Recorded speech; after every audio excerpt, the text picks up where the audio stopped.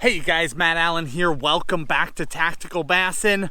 We are out on the water today, but yesterday we got an opportunity to stick a giant and we wanted to share that with you.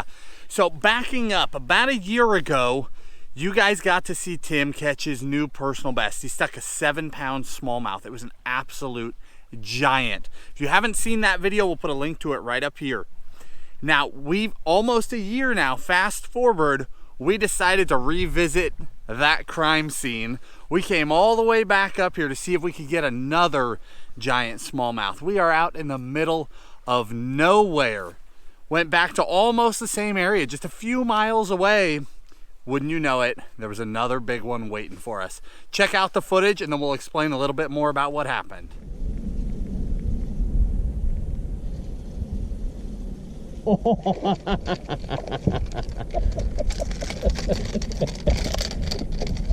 That was awesome. Better explain that.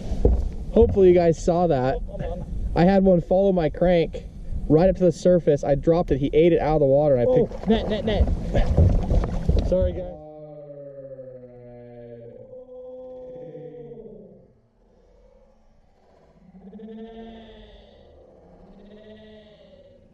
Sorry guys.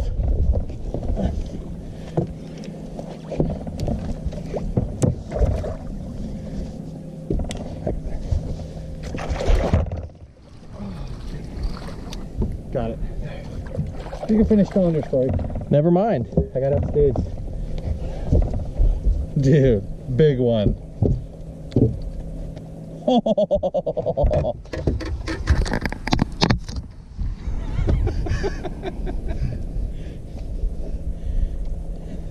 Open your mouth.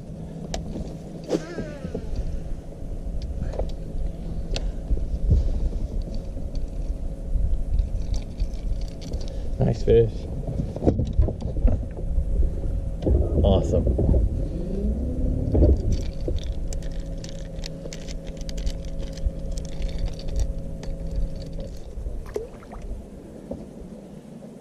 Jump in here with me.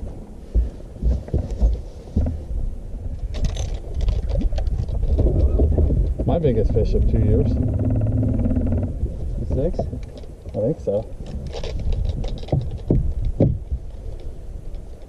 Let go of my finger. 654. That's awesome.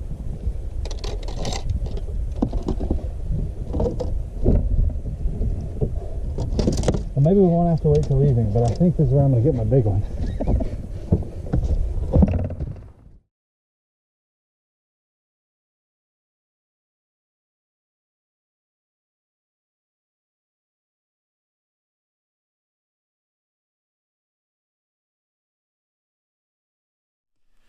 All right, guys, I hope you enjoyed watching that as much as we enjoyed just being out here, experiencing this incredible place, getting a shot at some of these just amazing smallmouth. It is a grind, there's no question about it.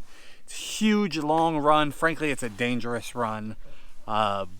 We try not to do it very often. I mean, it's a risky place, and you're gambling a lot. You're gambling your lower unit and your boat and who knows what else trying to get to these monster fish. It's not a show up and catch them kind of a thing. You know, we had bad conditions. Again, we had to run through a lot of debris. So we ran for like an hour and 15, hour and 20 minutes one way through pretty ugly stuff just to get into where those fish are. But that fish came on a crankbait, came on that one right there. It's a Deep X 300, it's a mega bass bait. But we don't fish it stock. Of course, we upgrade our split rings and our hooks like always, because when you do get a monster bite, you want the absolute best odds of getting that fish in the boat. Those are owner 3X hooks on that guy, and then hyperwire split rings. I believe those are number 3 hyperwires. But essentially, guys, what was going on there, those fish were in heavy current, heavy current. We were up in the headwaters of a lake. It's rising very quickly. I mean, we're talking just out of sight, this huge whitewater rolling. Last year, you guys watched the video of Tim's monster, and we caught that fish on a Kitech. The conditions had changed a little bit.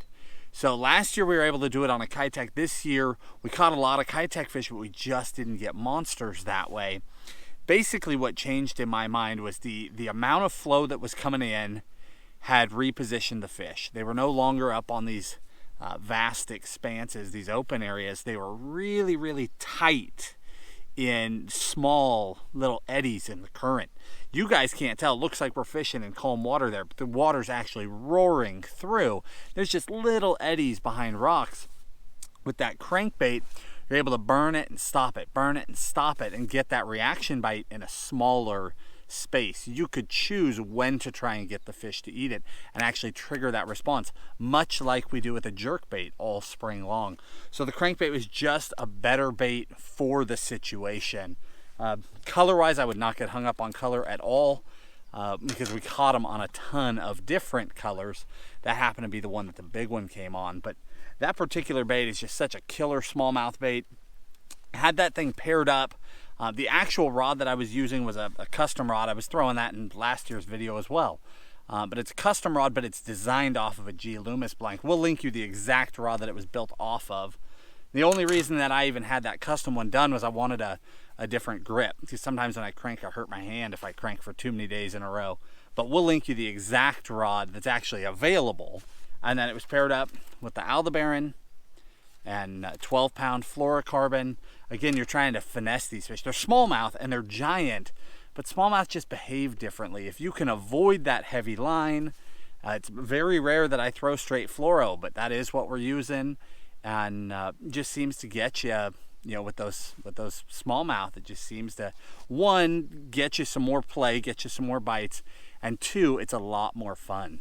There's something about a smallmouth. When we hook a giant largemouth, it's a grind. Just get them in the boat. When you hook a giant smallmouth, I mean, you still want to handle them. You don't want them to come off, but it's just fun to fight those fish. It's very rewarding. So I appreciate you guys coming along.